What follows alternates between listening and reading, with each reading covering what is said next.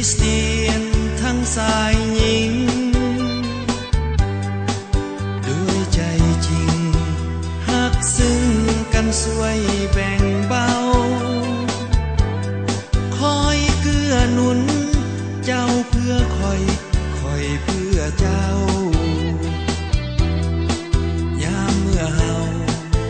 หลงผิดช่วยตักเตือนอุปถัมภ์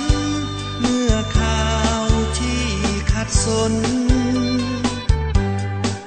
หากทุกทนอยู่เคียงคอยเป็นเพื่อนร่วมดำเนินทางชีวิตตามพระคริสต์เตือนต่างได้เยือนแดนสวรรค์ดังหวังใจโปรดให้เฮาเป็นต้นพระพรแก่ผู้คน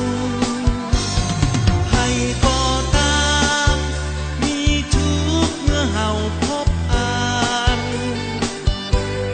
เป็นเพื่อนกันช่วยพ้นยามเดียวดายหากขัดสนเฮายืนมือเข้าช่วยเหลือทั้งจุนเจือด้วยใจที่มุ่งหมายให้ชีวิตสำแดงเป็นแสงประกายส่องกระจายข่าวพระคริสต์แก่โลกา